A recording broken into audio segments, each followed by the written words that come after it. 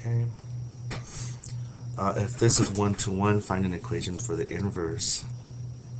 So I know this is going to be 1 to 1 because, well, I know because it is a just basically a cubic that's shifted down a little bit. But let's graph it too, in case we can't just see it, obviously. X cubed raised to the third minus 6. So we should see here a kind of a cubic that's just shifted down. So it looks 1 to 1. So how do we solve this one? Okay, so this is invertible. So what we're going to do here is we're going to interchange the x and the y to solve for the inverse. So here we're going to have x equals 2y cubed minus 6. I just put a y instead and put the x out here. Now to solve for y, add 6 to both sides, divide by 2,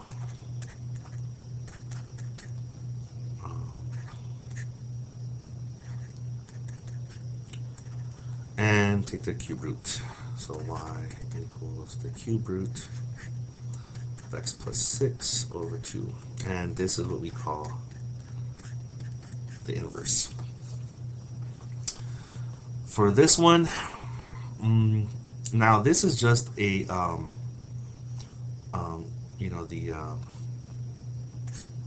it's just a 1 over x base graph that's stretched a little bit and moved over this way by 2.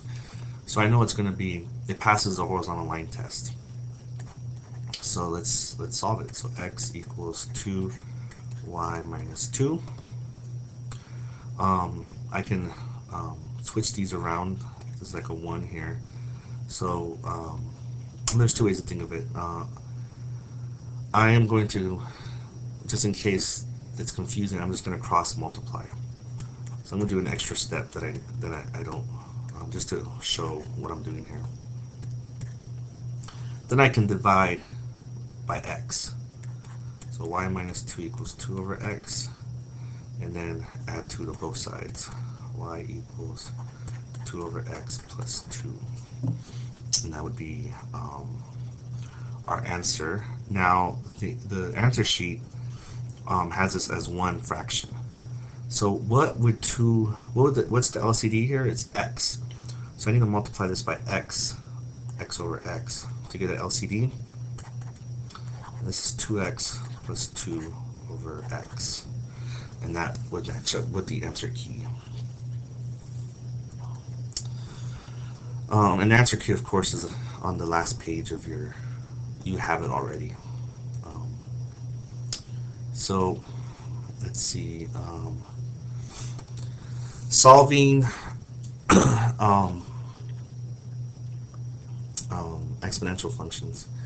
Now there's two things to do when you have an exponential function. Is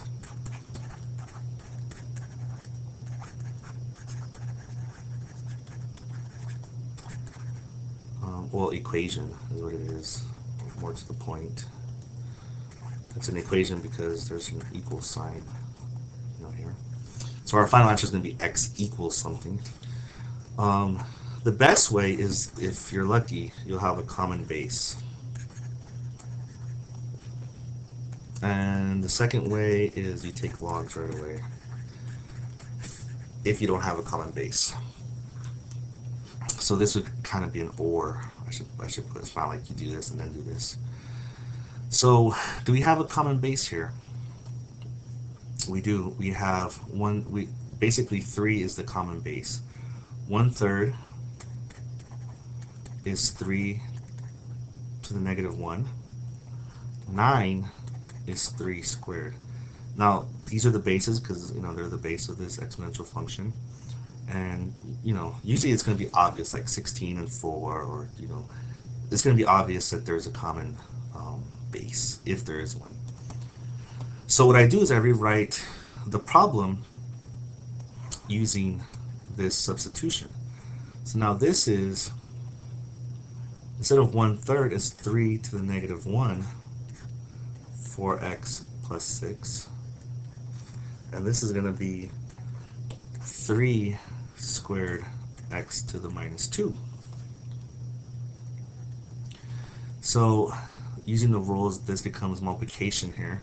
Now, since well, I'll do the extra step. So this is going to be 3 negative 4x minus 6 equals 3 2x minus 4. Now at this point you can take logs, but you can also just say, look, if 3 to the something is equal to 3 to the something, those somethings better be equal. So negative 4x minus 6 better equal 2x minus 4 if this is true. So let's get the minus 2 over here. So we have minus 6x minus 6 equals minus 4. Minus 6x plus the 6 over here is 2, and then x equals negative 1/3 would be our answer. Okay. The log. Now, to solve the log, we remember that log base b y of x is the same as b to the x, that's an x, y. So these, this one gives you the power, and this one gives you the exponent. So if we remember this, that means that any log problem is an exponential function, an exponential problem too. So I'm going to rewrite this as 3 squared equals x minus 1. I mean, once you do that, now this is a math, 92 problem. This is 9 equals x minus 1. What minus 1 equals 9? 10. So many times log problems are the easiest problems on the test once you do the first step. Find the domain of this function. The domain of a log means that this has to be greater than, it can't be equal to 0, it has to be greater than 0. So minus 6 minus x is greater than 0. I'm going to add the x. Now, I'm going to try to be clever here. I could move the 6 and then divide by negative, then I have to change the signs around. Or I could just move the x to both sides, to the other side, and I have my answer. X is less than negative 6. On the number line, here's negative 6, and x is less than that. So this is negative infinity to negative 6. And that would be our answer. Now look at how easy this is. This is just solving a simple arithmetic problem, just about. Find the inverse of this function. So the inverse, once again, is you interchange x and y. So here we have x equals 8y plus 5. Subtract 5 from both sides. Now how do I, whenever I have an exponent, take logs. That's just the rule. Exponent, take logs.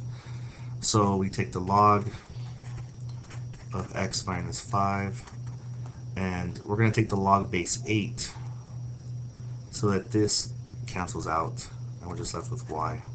And this would be the answer here.